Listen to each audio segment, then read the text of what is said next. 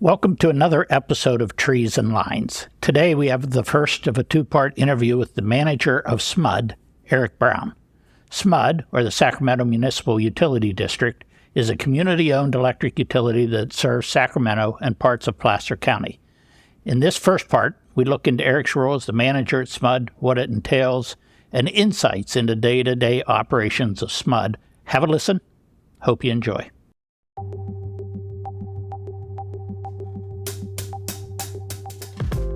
So, Eric, congratulations. You have been recertified, or SMUD has been, as a right-of-way steward accredited utility. Only a handful of utilities have achieved that. So, congratulations. Job well done. Thank you, Phil. As we get started here, Eric, how about giving us just a little bit of your own background and any information you want to share about SMUD's program? Absolutely. Thanks very much, and I appreciate the opportunity. Again, Eric Brown with Sacramento Municipal Utility District's Vegetation Management Program. I'm currently the manager here of their T&D system. I've got 26, almost 27 years in the utility VM space, various roles. Fortunately enough, learned a lot at Pacific Gas and Electric for 20 of those years, 12 as an employee, 8 as a contractor. Had really great opportunities in this industry to spend with excellent personnel, excellent people, excellent industry groups. Spent a lot of time with the North American Transmission Forum, the Utility Arborists Association, National Arbor Day Foundation, Western Chapter ISA. Fortunately enough, been able to spend a lot of time with great colleagues and peers in various different roles in those organizations. Most recently, just finished up as the president of the Utility Arborists Association. That's a little about my professional background. Thanks. I've been looking forward to this podcast for a long time. I got to tell this story because it's just, to me, it's like one of the funniest stories. My first interaction with you, like if you were a boxer, I would call you Eric, the real deal Brown. Because, so for our audience, I got connected with Eric, and our first interaction was a phone call. And, Eric is, I know this for certain, is universally known as a person who knows his stuff like end to end and is definitely no nonsense. So, if you're going to engage with him, you better know what you're talking about. And so I had to quickly submit in that octagon very quickly. I was like, Eric, I'm not an expert. I'm just, I was like, I could see where that conversation was going. And I had to very quickly concede. I was like, look, I have a very different lens, and all of our subsequent interactions together, I've gotten to know Eric personally and professionally, and absolutely thrilled that you're here today, and have a ton of respect for you. So really excited to kind of dive into your background, your lens, all the things that you've done in this industry, for this industry.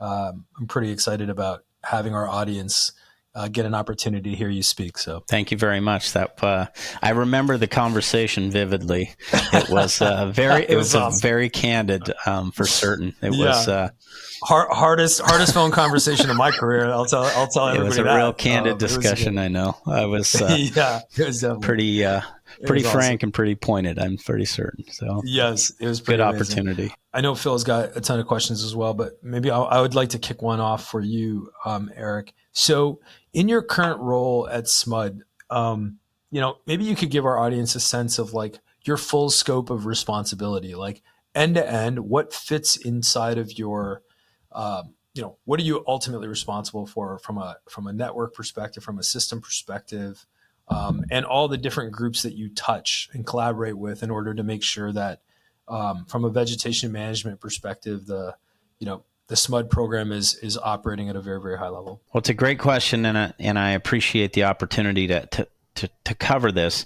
because many programs, and I think many utilities, frankly, look at vegetation management as either simply pruning or removing a tree at some point in time, but it's much bigger than that. Certainly out in the West, everybody is real familiar with it.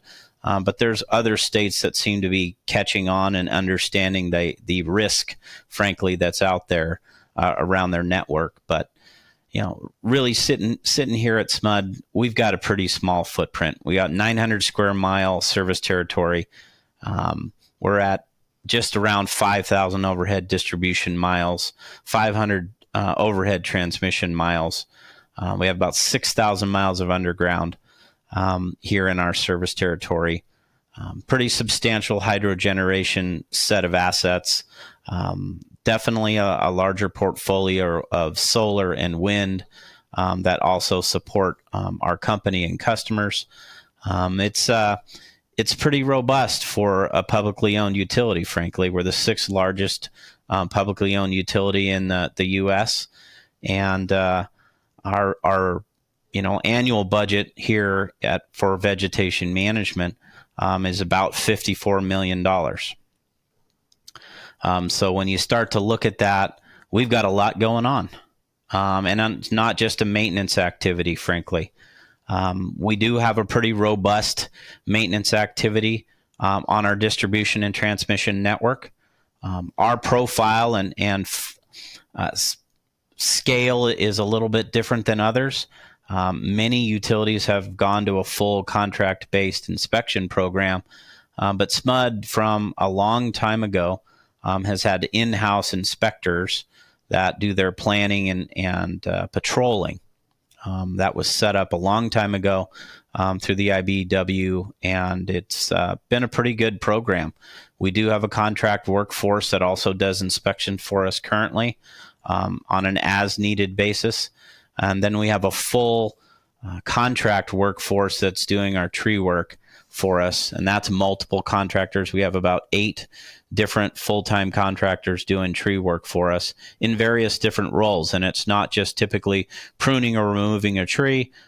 We have some large-scale logging activities, large-scale fuels reduction, thinning activities, and we'll get an opportunity to talk about. We cover a vast type of landscapes. From some of the, actually our first hydrogeneration facility actually starts in an actual wilderness area, which is really unique. We actually pack in with mules all of our equipment and maintenance tools and fly in personnel once a year to do maintenance activities on that. But we're also then the capital of California. We are Sacramento. We serve the capital. So it comes with a lot of different political challenges associated with that. Our business unit touches almost every single other business unit in SMUD. There isn't another business unit in the company since we went to smart meters that touches face-to-face customers more than the vegetation management program does. So we have the best opportunity to educate. We have the best opportunity to interact with, support, influence, and partner with our community owners in our service territory, which is exceptionally unique. We also partner with our engineering teams, whether that be transmission engineering, distribution engineering, even many of the underground activities where we're changing out facilities in urban settings from overhead to underground. We live and operate in the city of trees. Sacramento's been named the city of trees for decades for a reason. We have probably one of the most over-mature, frankly, urban forests out there, which poses a lot of unique challenges around electrical assets, both overhead and underground. Lots of politically charged challenges out there. We have a phenomenal brand image, which is fantastic. And we've got some great collaboration inside our company. We get reached out to on a daily basis from designers, engineers, construction and field teams. All of our communications teams are interacting with our vegetation management team on a regular basis. All of our corporate communication teams are looking to us to support communications out to customers and to our board. As well as our legal and regulatory teams are regularly reaching out to us, and we're participating in a number of efforts, whether they be state legislative activities and or state fire threat mapping activities that are occurring. So we're partnering, saddled up side by side with those team members. They're covering one portion of a subject matter expert component, and we're covering the other, the vegetation management piece. You said you had 8 contractors. One of the unique things is one of your contractors provides sheep or goat. They provide both. Yeah, I appreciate you bringing that up, Phil. And in that portfolio of 8 contractors, yes, that is one of our IBM tools that we use regularly. It's livestock grazing. It manages fine, flashy fuels and unwanted or undesirable vegetation in our transmission and distribution rights-of-ways. We also have utility-owned properties that have state and or local weed abatement requirements. Instead of using fossil fuels to mow those and potentially starting a fire with a mower with rocks, we actually deploy livestock out in those areas to kind of manage some of that vegetation. It's actually great for the community. We usually get a lot of really great responses from customers, associated homeowners associations, as well as providing a really good end-to-end product by using that livestock in a really robust way to try to reduce undesirable vegetation. You mentioned, 8 contractors, lots of different stakeholders that are in the footprint that you have to kind of manage. One of the challenges that I hear throughout the industry is when you have so many different types of organizations and people running around your system, the preservation of the local utility brand, right? So, making sure that people are operating at a SMUD level, a SMUD quality level. Has that been something that has been an ongoing challenge, or do you feel like you guys have a pretty good system in place that makes sure that everybody that's on the system understands that SMUD sort of culture and they adopt it? The SMUD culture is, deeply ingrained in everyone's DNA, and I can't thank my past colleagues, peers, for all that they've done to build the brand image of SMUD in this community. But each business unit has a key role in ensuring, preserving, enhancing, and improving customer satisfaction on a daily basis. There isn't too many utilities that have 95% customer satisfaction rating threshold and target for our tree contractors. And we're monitoring that weekly. And then on a monthly scale with monthly metrics and targets, and then ultimately quarterly and annual targets on that. And we're sitting around 96 to 98% on customer satisfaction. When you think about it, we're unwanted guests. We're uninvited guests to people's properties to prune or remove at times family members, if you will. If you think about it, many people are very attached to their trees, and then understandably so. So are we. I'm an arborist for a reason, because I love trees and I've been involved in this industry that long. So there's a lot going on as it relates to brand image. There's a lot going on as it relates to customer satisfaction. And I would just say that our company, that includes our contractors and all team members, probably eat, sleep, and breathe continuous improvement as it relates to customer satisfaction. And that customer service is embedded in everything we do on a daily basis. Eric, you have a lot that's across federal lands. I think Forest Service, BLM, I assume. Usually people just talk about all the challenges associated with it. You sort of have a different relationship with the Forest Service out there, don't you? That's a great question, Phil. Yes, we are so fortunate to have a phenomenal relationship with both the U.S. Forest Service, the El Dorado National Forest, which starts in and around Lake Tahoe, for those that are trying to get some perception on where we're at. So in and around Lake Tahoe, the jewel of California, if you will, the El Dorado National Forest has partnered and collaborated with us better than any other forest that I ever worked with in the state of California. And I've worked with 12 other forests in my tenure here in the state. And we've got a phenomenal relationship. It's as collaborative as it could be, sharing data and sharing information back and forth to achieve a common goal, which is natural resource management, improved forest health, asset reliability, asset integrity, reduce wildfire and catastrophic wildfire risk, improved natural resource and wildlife habitat.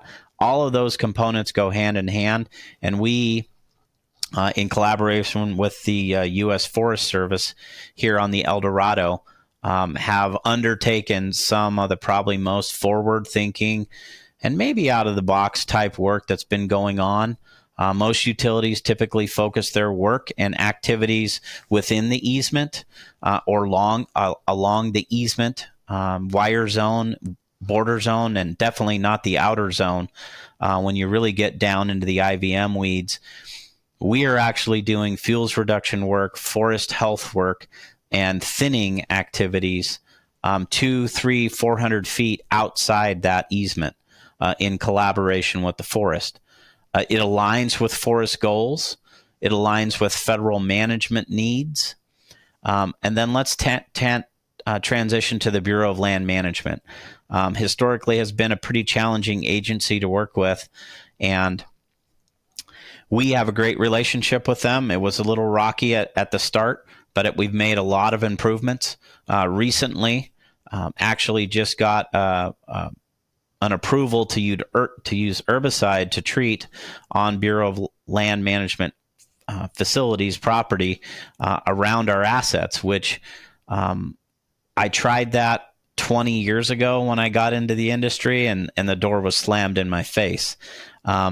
But the agency personnel have changed, the leadership have changed, and they understand the value of really low volume, targeted treatments to specific undesirable vegetation.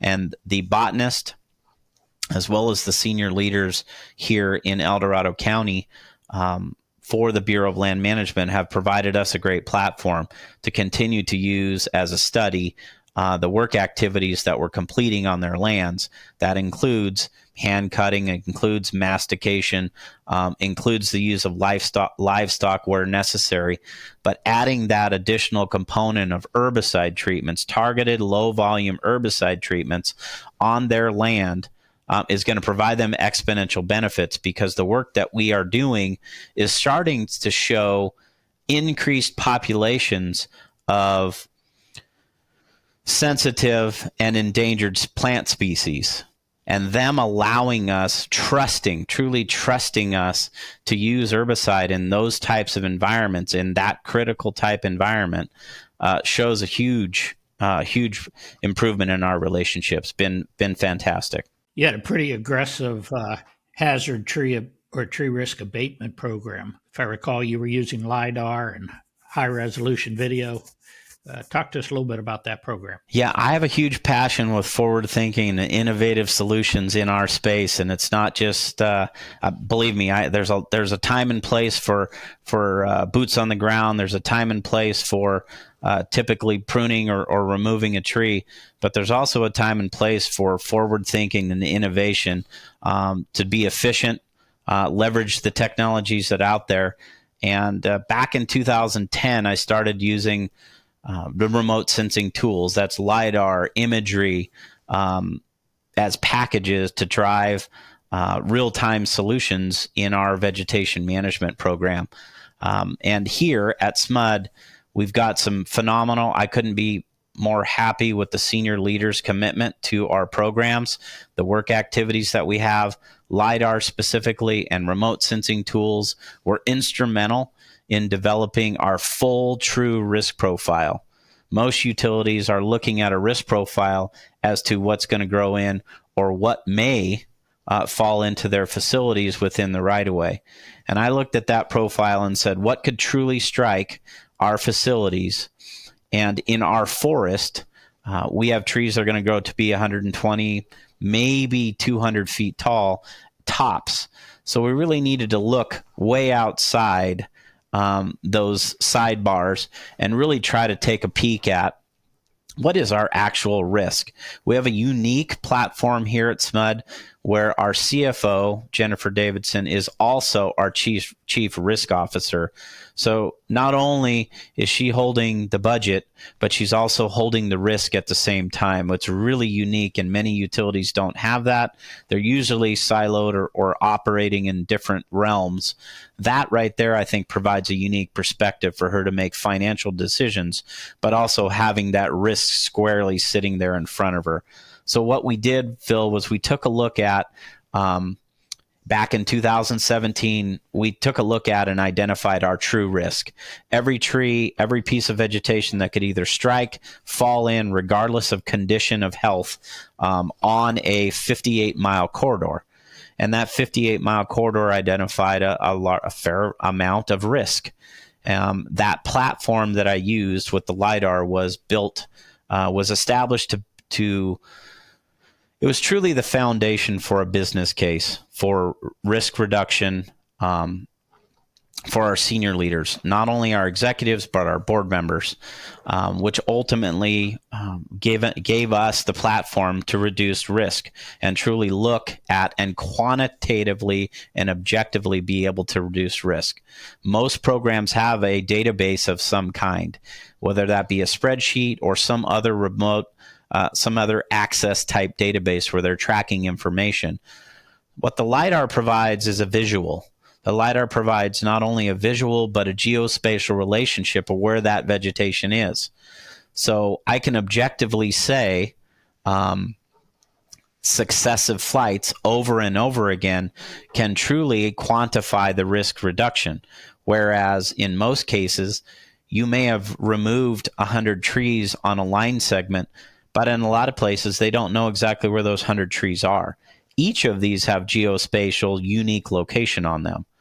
So the 23,000+ detections that we had on this corridor has been objectively identified, and then that risk has been reduced by interactions and partnerships with the Forest Service, BLM, private landowners, industrial timber landowners, and many of those stakeholders and team members are asking, why these trees? Why these conditions? Well, if you're actually doing outage investigations and truly identifying your risk out there, you know the failure profiles of these tree conditions. Are they limb failures? Are they full uproots? Are they trunk failures? Are they combinations of those? Do they happen during weather events? But you couple that with the actual point cloud and the detail associated with remote sensing technology, it's easy. That picture is worth way more than 1,000 words. Someone can see it and tangibly understand. I can geographically put myself in that place because I'm the timber management officer, let's say, for the Forest Service. I remember that tree. I've worked on the forest for 25 years.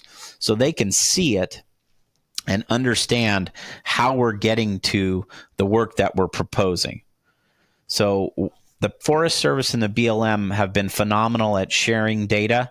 They've done a lot of surveys and studies for environmental and species, and not we as SMUD have done a lot ourselves within our FERC license, which was the easement portion of this boundary. But all the work that we did outside the easement is data that was provided to us in collaboration from the Forest Service. So we didn't have to do additional surveys and studies. We identified the work activities and where it was located, and the Forest Service or BLM shared with us their data platforms that identified any potential species or habitat of concern that were in these areas, spans, locations, land plots. It was a huge win for us. That technology has proven itself over and over again to be invaluable in any setting, whether it be political, private landowner, industrial timber landowner, commercial landowner, board member, executive. Everybody can see it and get it. A database they cannot.